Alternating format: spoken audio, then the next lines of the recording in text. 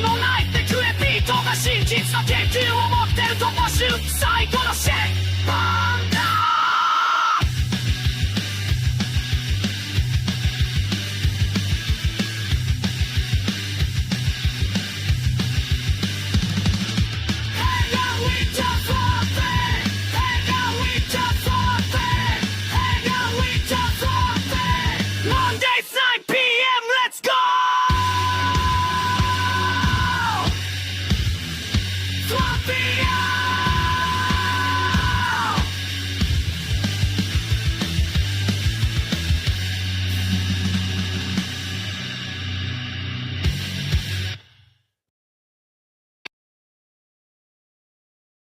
The Post, it flies.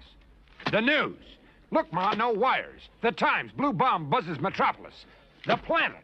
We're sitting on top of the story of the century here.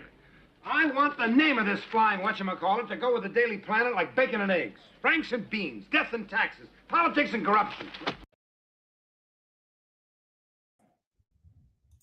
Ta-da! What is up, everybody, ladies and gentlemen, boys and girls? It is I, Decrepit, the hooded lad in the corner of the cantina. We are back once again for another episode of one of your favorite streams every Monday. Well, today's Tuesday. We are here for Hang Out with Your Floppy, where we talk comic news, superhero-tisms, and review your favorite books, trades, and strips. So what's up, everybody? Hope everybody's doing all right this evening. This is actually a makeup stream, today being the 30th of June of 2026. Yesterday, I was supposed to do our regularly scheduled programming, and I ended up having some family obligation that popped up, so I was unable to stream last night. But no matter, we are here and we are live. And of course, this is a little bit earlier in the day because the family obligation is bleeding into tonight. So I have to do this stream a little bit early, and we're probably only going to be here for about like 50 minutes to an hour at the most. So regardless, we're going to still have a good time, and we're going to hang out and talk about some good floppy books. Real quick, before we get started in the chat, we had somebody in the building real quick. Annie's Burnt Candle. What is up? How good to see you. His first time here. Hail. We love to see that. Hail the Gatekeepers. Yes, we are big fans of the Gatekeepers Alliance over here on the Decrepit channel. Shout out to all of them. Appreciate to see you in the chat, Annie's Burnt Candle. Good to see you. So like I said, guys, tonight's not going to be too long of a stream. We're going to probably keep it under an hour at the most. We're going to talk about new comics of the week, of course. Tomorrow, being your solicitations, are going to be hitting the shelf at your LCS. If you're new here, LCS stands for your local comic store or comic shop. Comic shop, or whatever you want to call it. So we're going to go through some new comics of the week. We're going to get into one topic in concerning to James Gunn, because it looks like it's not going well after the Supergirl release, and James Gunn might not be here much longer. And then after that, we're going to get into a few comic book recommendations that I have for you guys, and that will be the wrap up for the stream. So shout out to everybody in the chat, shout out to all the lurkers, and shout out to the replay crew. We love to hear and see from you. Before we get started, be sure to share and like the stream. We would really appreciate it. So like I said, guys, we're going to go ahead and start. We're going to look at some of the new comics of the week, and tomorrow being the day that they finally hit the shelf, tomorrow being the 1st of July, and 4th of July is coming right up, so you guys are going to have some nice reading material if you guys are going to be too scared to go out and blow yourselves up with some fireworks. So let's go ahead and get the shared screen right here, and let's go ahead and get started. I know I am ready. Here we go. And of course, like we always do, we're going to be looking at leagueofcomicgeeks.com, where they have all this nice setup perfectly for us to look at all of the new solicitations hitting this week. So let's go ahead and get started. They have DC is going to be hitting the ground running. They got Batman issue number 11 hitting this week. Now, you know, Batman number 11, I know there's this whole new line right here of the solo Batman series that kicked off, but they still have, don't they still have like one or two more issues from the Batman Hush run to produce? Because Jim Lee's been slowly itching and crawling to get those books out, as we all know. So this one's been kind of a little bit of an enigma. I haven't been keeping up with this solo Batman series. No one's been really batting an eye. If anyone's talking about a Batman book right now, obviously everyone's talking about Absolute Batman. That one's been maintaining the top spot for like ever since that book dropped, actually, since last year. So yeah, I don't know too much about this one, but Batman issue number 11 is going to be hitting the shelf. So if you guys are keeping up with that one, you guys got another one coming to you.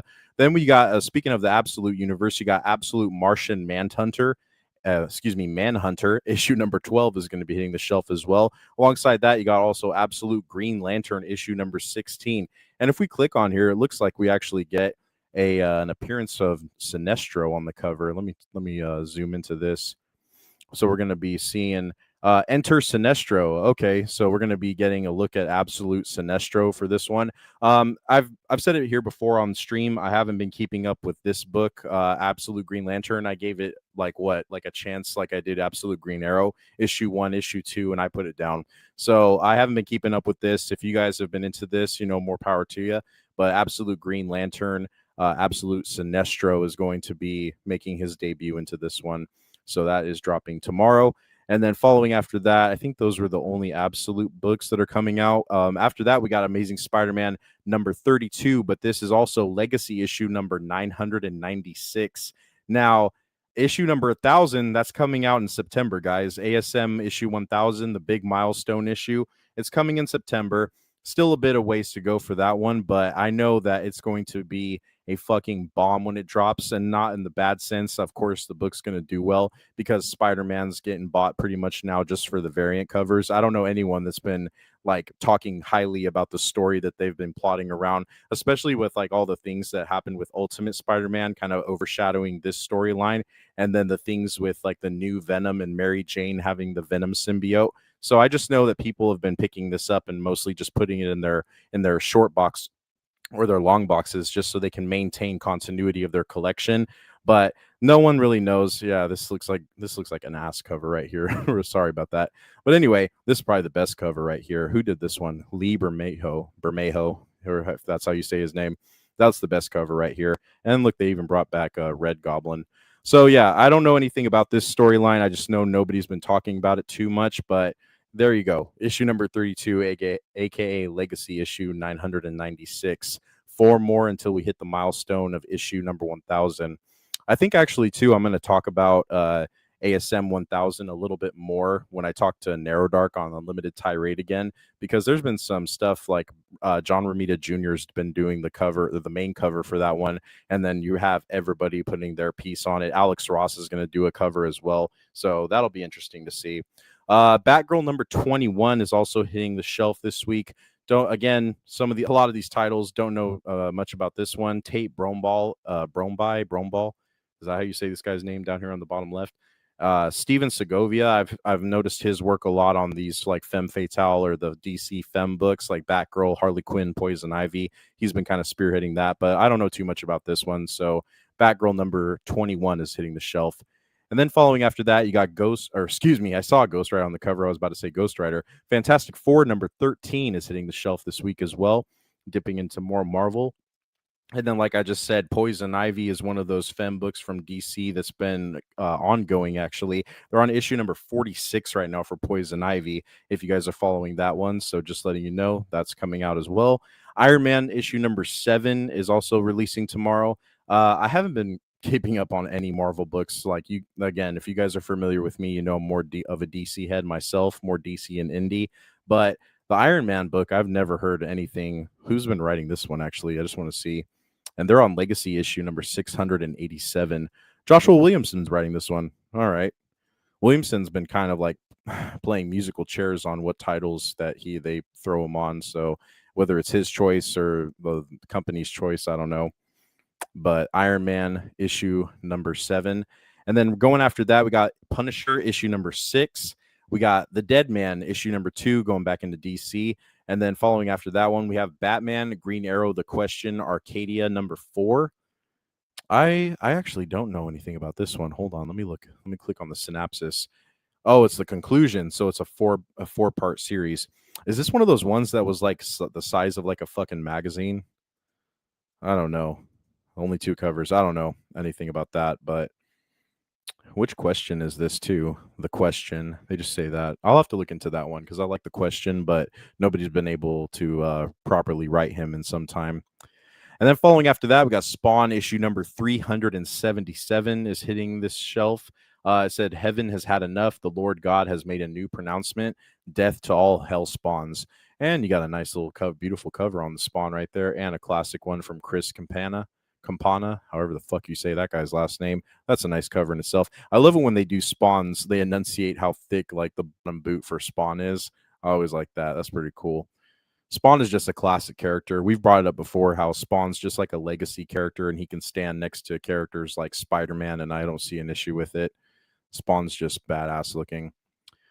Real quick, in the chat, Annie said, "Thank God June is getting over with." Yeah, I know, right? And then SWA said, "Damn, streaming early." Yeah, man. I was saying I got some obligations tonight, continuing on from why I missed last night's stream, but I had to get this stream in here today, and so we're going a little bit early. Good to see you, SWA. Shout out to the best mod on YouTube, SWA in the building. All right, continuing on from that, we got Wade Wilson's Deadpool issue number 6 is hitting the shelf tomorrow. And did they actually credit Rob Liefeld? I'm curious. Hold on, let me see. Creators. Oh, I guess they don't credit like the OG creators on this one. What does this guy think he looks? Why does this guy look like a cool guy?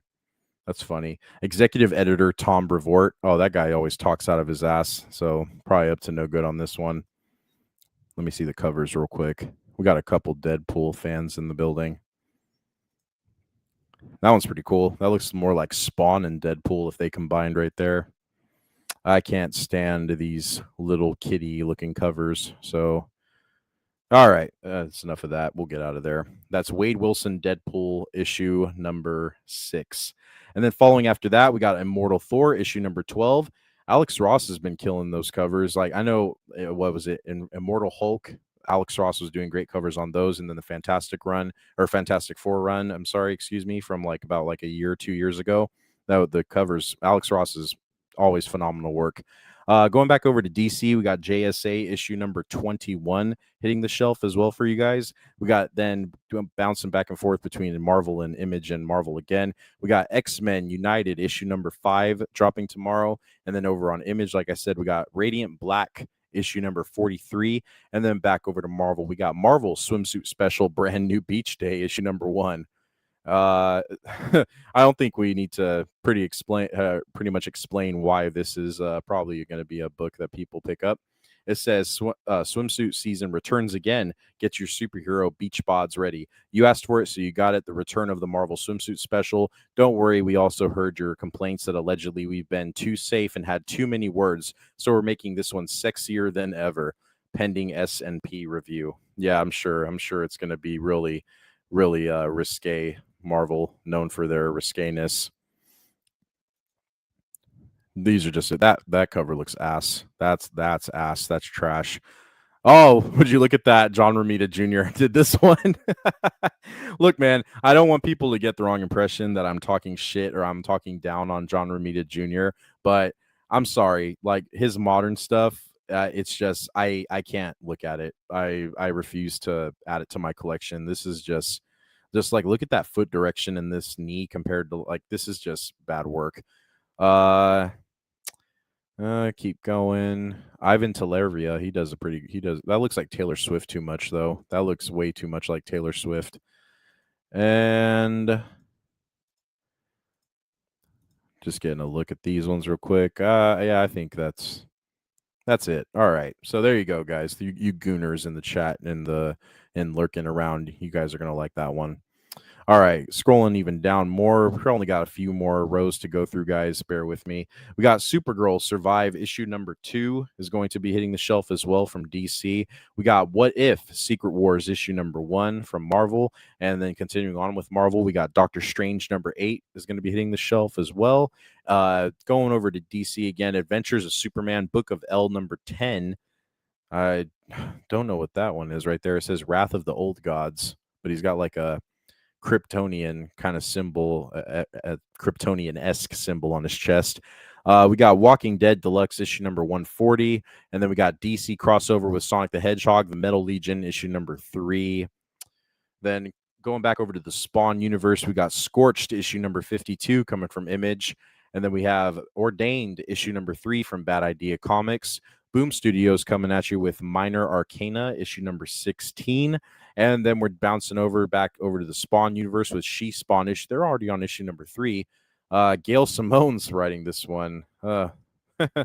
Very curious. Very curious. Not a lot of people like Gail Simone, so I'm curious to see how Todd McFarlane's allowing that to be going down. Anyway, following after that, there's Godzilla issue number 12 from IDW, and then Other Comics, the magazine, issue number 5. And then look at this, guys. Oh, this is glorious, lovely. For people in the chat, we love to see this when it's always on screen and coming out. We got more fake Star Wars coming out of Disney's Marvel line. We got Star Wars Rogue One, Saul Guerrera, issue number 1. Ah, man, dude. The synopsis for this reads, and it's written by the Mark Bernardin, if that's how you say his name.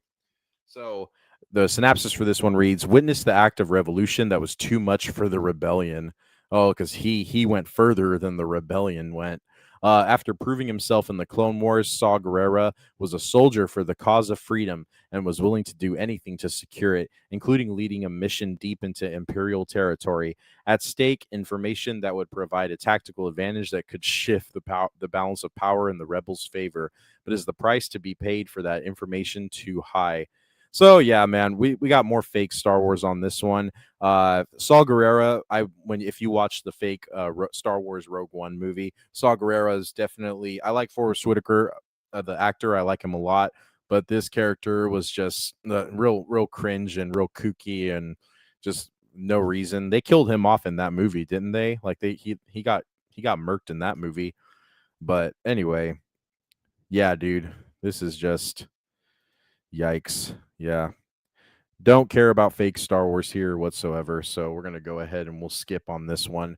But Star Wars Rogue One, Saw Gerrera number 1. And it's a fucking mouthful to boot. All right, moving on from fake Star Wars into some better things. We got Transformers, the movie, 40th anniversary edition, issue number 2. We got some Transformers fans that watch the channel, so we can check this one out real quick. Ralph Macchio is the writer on this one. Pencil is Don Perlin, and then inker is Brian Garvey. Synopsis for this one reads: a new generation of Autobots must continue Optimus Prime's mission to unite Autobots and Decepticons in peace. But Galvatron and his new army of Decepticons aim to obliterate those hopes. Experience the breathtaking adaptation of the beloved yet traumatic feature film in this new printing on deluxe newsprint. That's pretty cool, man. The OG movie getting a little bit of a revitalization. That's a nice cover right there, too. I like that one. That's pretty cool. Galvatron right there. Oh, and you got one with Unicron and Rodimus. Is that Rodimus Prime? Excuse me. I'm a layman with a lot of Transformers lore, so don't execute me in the comment section. But yeah, sick. Transformers the movie, issue number 2 is going to hit the shelf. And real quick, we're almost through, guys. Don't worry. Mike C in the chat said one of Filoni's dumbest characters, Saul Guerrera. Yeah, didn't he put Saul Guerrera in one of the animated shows, dude? Yeah, I forget. He put him in Rebels, right? Or like a later season of Bad Batch or something. I don't know. All I know is that he put him in something. Annie said, not Star Wars. Only Vader was the good part of that fake Star Wars movie. Yeah, but it's all everything from Disney is fake Star Wars nonetheless. We all know that. Saw Gerrera originated in TCW. He did. Okay. I don't even remember, dude.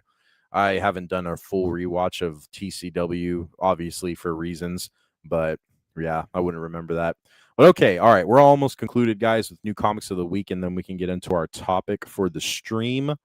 Following that one, we have Challenges of Doom and Mr. Fantastic, issue number 1. We got from DC Comics again, Vertigo line this time, 100 Bullets, the U.S. of Anger, issue number 1.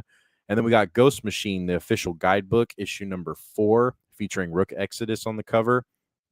I know I've been singing the praises of Ghost Machine in that whole line. The only book that I have been keeping up with that one is Rook Exodus, and it's a pretty good one so far. So if you guys haven't checked out Rook Exodus, definitely give it a chance.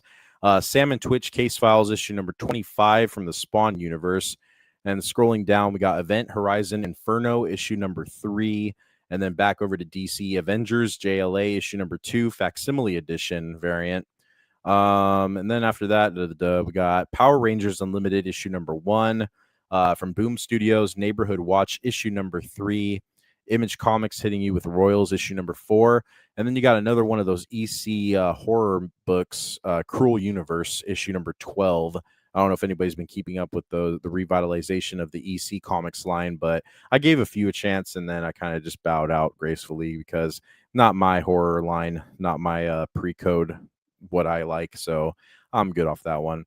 And then after that, Mad Cave Studios is still ongoing with Dick Tracy. They're hitting issue number 18 tomorrow. And then, of course, DC's coming back with a Woman of Tomorrow Supergirl.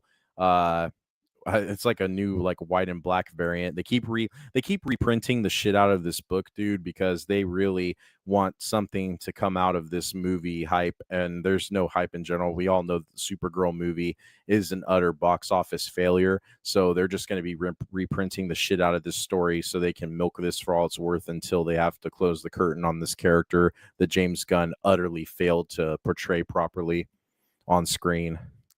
But that's no surprise there. I knew they were going to come back with another one of that. And then we'll wrap it up here in a moment, guys. We got Savage Dragon issue number 280 from Image Comics.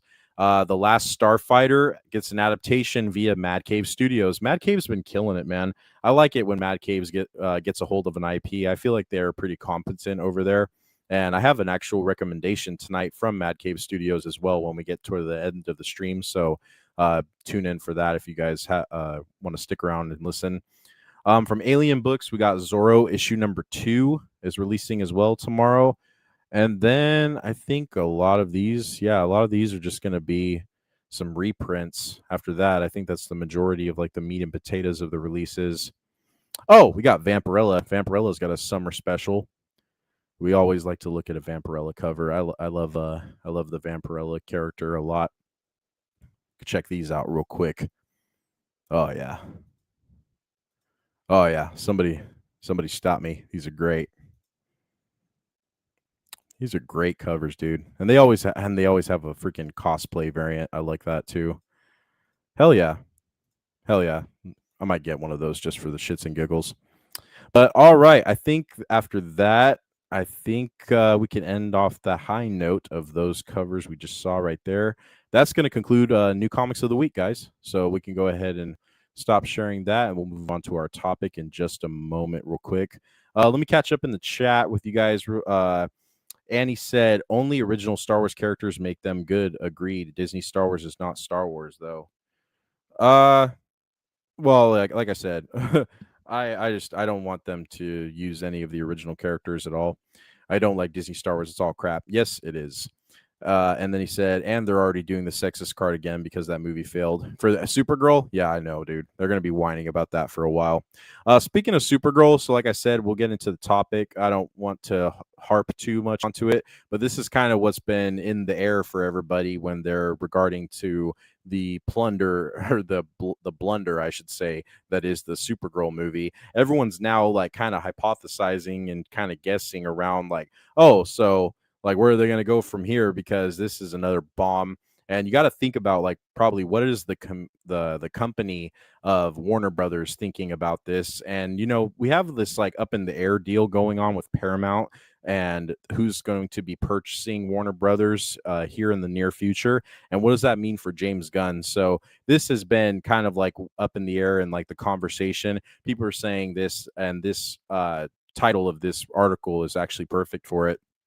This is coming from cosmicbook.news, stating this one article from yesterday. James Gunn might not survive DC regime change after the Supergirl bombs. And you know what? Would this be the worst thing in the world? I think a lot of people can agree with me on this, that James Gunn's kind of showed his hand. He showed the cards that he had to offer for this play, and I just think that it's fallen flat. It's not hitting how a lot of us like hardcore DC fans were hoping that it would. There was some speculation and hope that once Superman was like being talked about, and like a little bit of the behind the scenes about James Gunn saying like he's a big comic book fan, he's really cares about these characters, and DC is like kind of like the lifeblood of his comic hobby collecting when he was younger. And so there was high hopes. And you know, when I saw things like the Superpowers logo and the toy line getting revamped, and like he's modeling Metamorpho and Guy Gardner and some of these other characters after like Justice League Europe and International Justice League from the 80s, I was feeling a little hopeful. I had like slight hope that maybe we were going to get some returning to form for this franchise. But unfortunately, after we saw Creature Commandos come out, we saw Peacemaker season 1 and season 2 and how fucking god awful that was. The Superman 2025 movie didn't quite hit the mark how everybody would have hoped it would have. It was actually a disappointment, if you ask me, but I'm not trying to push my opinions on everyone. But regardless, we know that the Superman 2025 movie just didn't do what we thought it was going to do. And seeing the sneak peek of the Lantern show that's in the works, that's just going to be another flat disappointment. The Supergirl movie was a disappointment. So yeah, I think we've kind of seen what James Gunn has had to offer for this franchise, and I think we're good. I think we're good off of James Gunn's DCU. I think it's time for the companies at large to basically kind of consider just, giving him a little bit of like a respectful and grace, and he can bow out and he can just go ahead and step away from the company, and maybe he can just go back over to Marvel. I heard a lot of people that cry about him like doing good work in the DC universe, that there's a lot of shills and DC like pretenders that were like, oh well, if he goes back to Marvel it'd be great too, like we miss him at Marvel, more Guardians of the Galaxy, like yeah sure, like if you want that, yeah, go for it. Yeah, I say this, I'm not trying to like offend Marvel fanboys, but he can go back over and fuck up your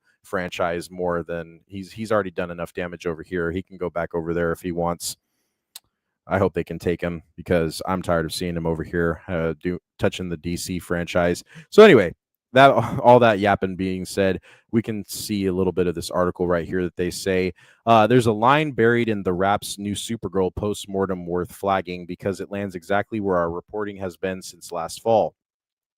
In their breakdown of where DC goes after the flop, the Rap basically another article site that this site's quoting cites a top agent who says James Gunn specifically should be nervous and predicts he won't survive the change in ownership, even while expecting DC and its longtime executives to endure. Quote saying, I don't know how nervous DC is, but certainly James Gunn should be nervous. There will always be a DC, and current execs have survived previous regime changes, but I don't think James Gunn survives. We reported that outcome 8 months ago, said the writer of this article. What CBN reported and when. Back in October 2025, our Hollywood insiders told us James Gunn would be out as head of DC once Warner Brothers Discovery sells, with Dave Ellison's incoming regime expected to put Mike DeLuca in charge and start over. In February, YouTuber John Campea, fucking other shill mention, predicted Gunn would ask out of his contract before the end of the year and land back at Marvel. Hopefully. We flagged it as a matching what we said first. All right, so I like Cosmic Book.news, but it seems like this guy is like emphasizing the fact that he reported this first, so he's kind of repeating himself multiple times, which is fine. It's fine. It's okay to have a big head if you're onto something ahead of the curve before others, but it's funny. He says, continuing, in March, insiders at WonderCon told us Gunn would be gone even before Man of Tomorrow, making a graceful exit rather than getting pushed out after the merger closes. And that's the thing too, like that's how Hollywood operates, man. They're not going to fire him. It's not going to be a big explosion, and he's not going to have like a crash out online and say like, fuck you, like I did better than anything you've ever seen. It's not going to be like that. He's going to get told like, thank you so much for all your hard work. And it's been also kind of repeated on other streamers and other grifters that have been talking about this, and people saying like, oh, they're going to have the language of like, oh, we're giving him creative freedom to broaden his horizons, but we're going to go ahead and give him the opportunity to be creative somewhere else. And that's typically how Hollywood speak kind of sounds. So continuing, it says where the trades line up now, Puck's Matt Baloney, Puck being another news article site, made the call before the weekend even started. He framed Supergirl's flop as bad timing for Gunn and Safran, writing that their post-merger future running DC will likely be decided by David Ellison and the incoming Paramount team. Well, yeah, dude. Like whoever's coming into power, they're gonna have the say so about it. So, like, as much as of a control freak that James Gunn is, he has to answer to somebody ahead of him as well. Continuing saying, that's the same handoff our insiders described in October, with the new owner holding the call on Gunn. The Wrap took it further. Their agents read that Gunn won't survive is the same conclusion, stated as an outcome rather than an open question.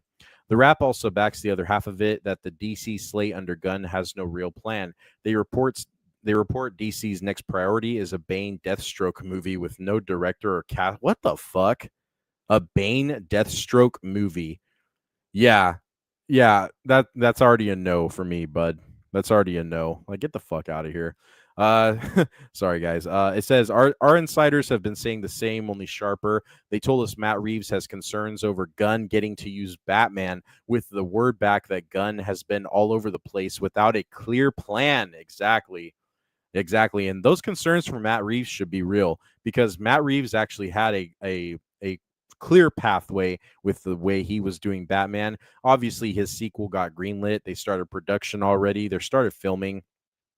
Jeffrey Wright, that plays Jim Gordon, in that first film, he's already been previewing and talking about it on the social medias. Everyone's actually more hyped about Batman Part 2 than whatever the fuck James Gunn is going to be putting out, and it's evident to see the least. Exactly.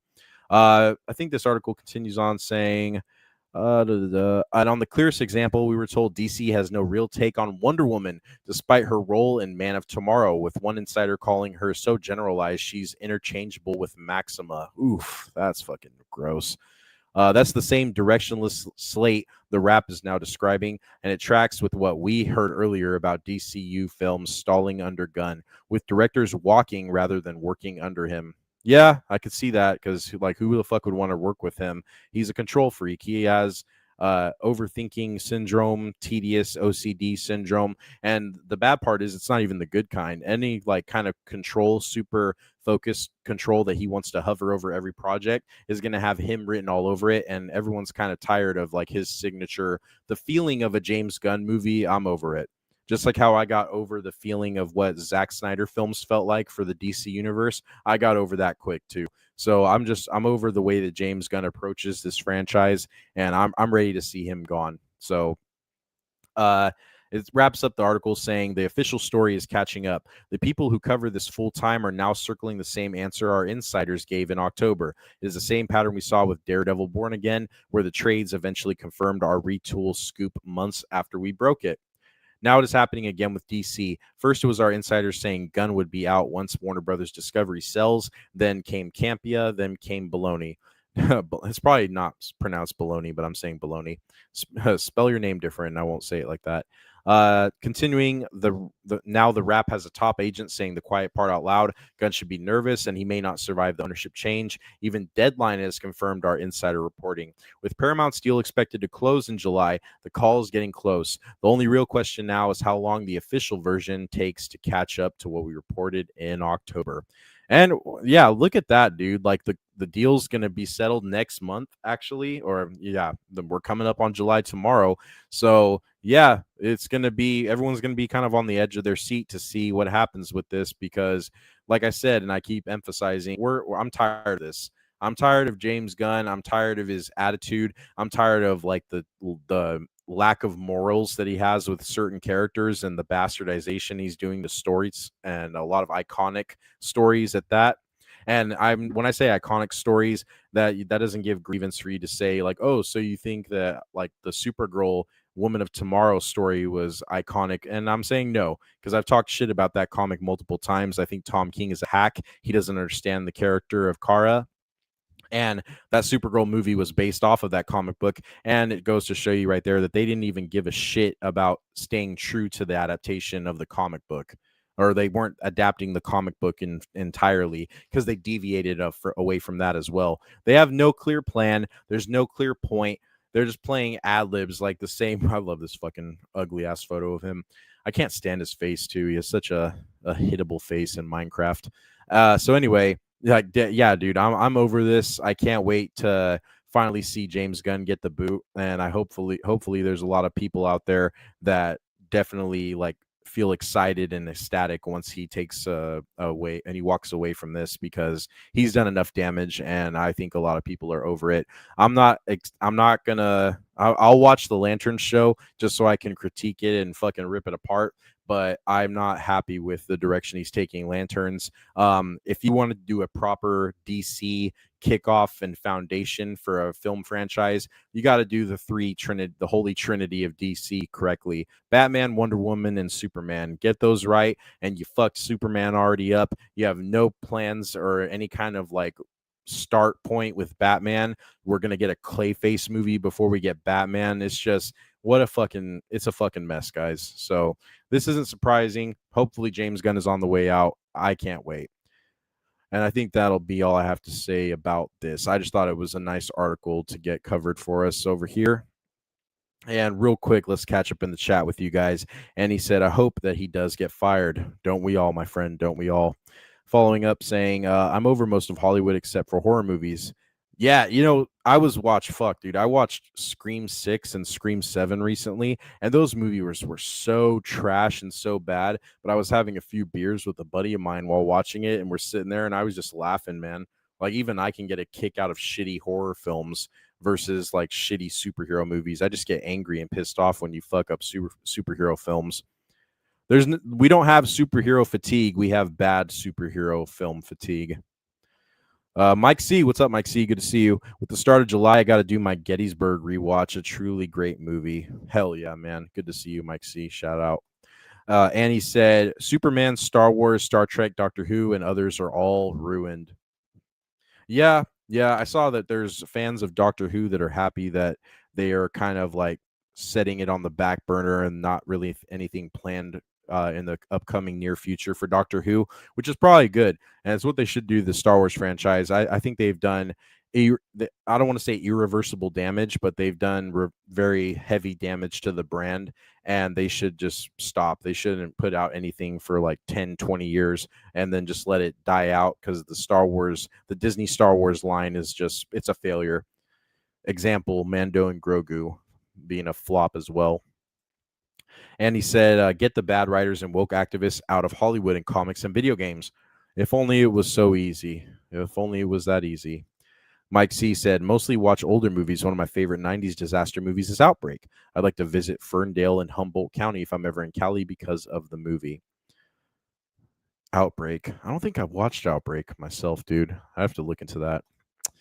Yeah, but like I said, I was watching the new Scream movies. They are so bad, very bad. But it's a lot easier because I'm so used to a lot of horror movies being just like trashy and cheesy that sometimes like the newer modern horror movies, it's more eye rolling stuff because they insert like AI and insert smartphones and video chat calling now, and it's just really fucking annoying. But I'd rather sit through that than sit through a shitty like Star Wars film or superhero film, because I actually have more of an invested like love for those kind of things.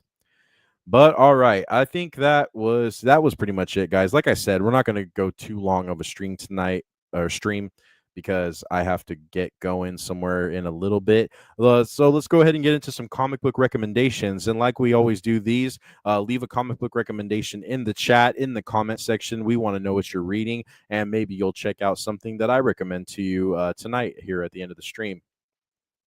Real quick before we get into it, Mike C said, Hitchcock stuff still has its spooky feel. The Birds still holds up over 60 years later. Yeah, I need to... Alfred Hitchcock is like what we want to call him, like Godfather OG of like horror and shock thriller, if you can want to bundle them all up into that. Alfred Hitchcock was the man, and I need to do a lot more research into a lot of his work, because I'm a layman. I'm a layman when it comes to everything Alfred Hitchcock, but I know that he has an important place in the world of horror and what have you.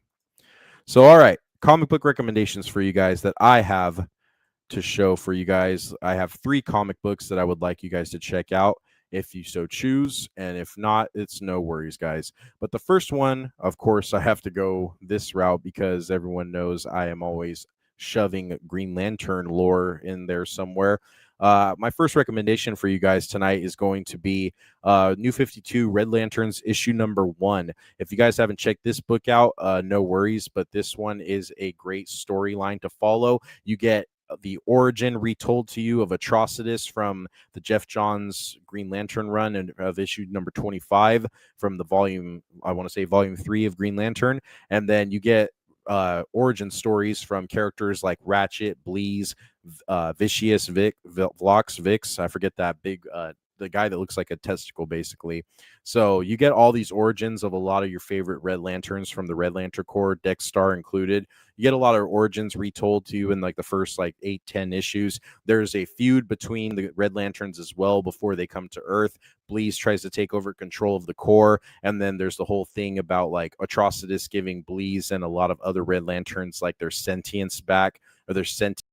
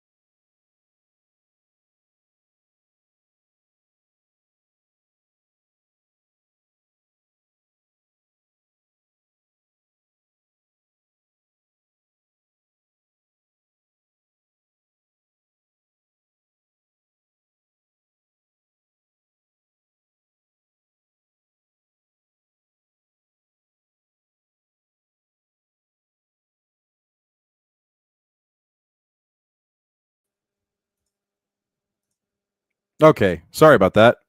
How long was I out? I had a connection issue. I don't know exactly where it cut off. But yeah, Red Lanterns issue number 1. That was my first recommendation. It's a great one. Apologies, I don't know what happened. I had a mistake in my connection, so my bad. If you're catching this on the replay, it was a little bit of a hiccup. Hopefully, you didn't leave right after that. Mike C said F about a minute. Okay, thank you, Mike. Sorry about that, guys. I don't know what happened there. All right, so my second comic book recommendation for you guys tonight is going to be a classic. This is nothing but I like nothing but the classics, and so let's see. Original Dark Horse Star Wars. Everybody loves real Star Wars, OG Lucas Star Wars. So this is going to be my next recommendation for you guys. Star Wars, Qui-Gon and Obi-Wan, Last Stand on Ord Mantell, issue number 1. And this is a great storyline right here, guys. Early adventures of Qui-Gon and Obi-Wan as Master and Apprentice. If you guys are into a lot of the side stories from some of your favorite Masters and Apprentices of the Jedi Order. And the synopsis for this one reads, if you guys aren't familiar with this story, 5 years before the events of Episode 1, Jedi Master Qui-Gon Jinn and his apprentice Obi-Wan Kenobi are already legendary for their exploits. When a valuable cargo freighter fails to reach its destination on the planet Coruscant, Qui-Gon and Obi-Wan are sent into deep space to search for the missing ship. Their investigation leads them to a distant, lawless world of Ord Mantell, where everyone carries a grudge and a blaster. The Jedi are less than welcome. Despite their powers, the Jedi soon realize that it will take more than the Force and lightsabers to survive. So yeah, this is my second recommendation for you guys. I have this book in all of its single issues. It's only a 3-part series, a pretty easy read. You guys can find it if you sail the high seas and go look for comics in that way. So definitely give this one a chance. Star Wars, Qui-Gon and Obi-Wan, Last Stand at Ord Mantell. And then my third and final recommendation for you guys, like I said, Mad Cave Studios has been putting out a lot of good books in their tenor in the last like 5 years of releases. So I wanted to go ahead and recommend one of their recent books that caught my eye. Now, I'm only on issue 2 of this one, but I know issue 5 or 6 is being released the following week or in like a week or two. But Pretty Hate Machine from Mad Cave Studios. This is a good one. I would gravitate to this one, obviously, because of like the really killer cover of like the serial killer that they're kind of showing to you right here. But the synopsis for this book reads, Thomas is in so much pain as if high school wasn't hard enough. When his father is killed in a freak accident and his mother begins to take refuge in the company of his uncle, Thomas is visited by a ghoulish kid named Luther with knives for hands and rows of teeth like an ancient shark, who tells Thomas his father was murdered and that anything his mother and uncle tells him is a lie. Thomas doesn't know who or what to believe. Does he believe his friends, teachers, and mother who tell him grief isn't for the faint of heart, but will it pass? Or does he believe the demented Luther who pulls Thomas through a bloody whirlwind of conspiracies, vengeance, and slaughter, showing him the lies and corruption that surround him? Thomas must fight to discover the truth behind his father's death while struggling to keep his new friend from leaving a massacre in his wake. But that truth might be far more sinister than Thomas is prepared for. So yeah, I think Pretty Hate Machine, if you guys are into like some of the indie, want to give a chance on some horror books, definitely go give this one a try. I enjoyed it as well. And like I said, the artwork, who does the artwork again on this one? What's his name? Todor Hristov. Todor Hristov. Oh my gosh, my cursor is always fucking with me. And then Paolo Armitano and Roman Stevens are working artists on this book as well. So go check this one out. Pretty Hate Machine, issue number 1. All right. And that's all. That will conclude. Those are the 3 recommendations that I have for you guys this week. Sorry, like I said, sorry that we ended up having a little bit of a connection issue during the first recommendation, but like I said, Red Lanterns from the New 52 is a great read. They actually have an omnibus available for purchase online if you guys are into like getting the whole collection in its entirety. I think let me Google real quick. How much is that Red Lanterns omnibus? Lanterns omnibus. Okay, so it's about like an $80 book. If you want to go like Thrift Books or Amazon will sell it to you for. You can get it for. Ooh, that's kind of a little bit much. So don't buy it on Amazon. They want to ask you $90 for that one. But if you guys are into it, like I said, they do have an omnibus for the Red Lanterns New 52 story. And then in the chat, Mike C said that person with the open mouth looks like the Smiling Titan. A little bit, huh? A little bit, right, Mike C? Not too bad, right? But all right, guys, a little bit less than an hour, but I think that's we're gonna go ahead and conclude it there. Like I said, a little bit of a quick stream. I had to make it up for last night's stream because I didn't stream. Obviously, you can go back to the beginning of this if, like I already told you, some family stuff happened. But anyway, that's all I got for you guys this one, and I will catch you this Thursday live for Solo Tirade. And then next week, we will have another Hangout with Your Floppy on schedule on Monday. And then next Thursday, we will bring to you episode 20, 19 or 20 of Unlimited Tirade next week. So definitely tune into that. But yeah, I think that's it. So that all being said, guys, I'm Decrepit, the hooded lad in the corner of the cantina. And thank you so much for checking out one of our live streams. Make sure to check us out at Excuse me. Sorry, I had a phone call come in and I had to decline. Make sure to check us out on the channel. Go check out the videos. Go give us a like and share on the stream. Drop a comment. We'd love to hear from you. Let us know what you guys think of the streams and the shows and the videos and all that jazz. So with all that being said, guys, may the force be with you all. Now go piss off. Good night, everybody.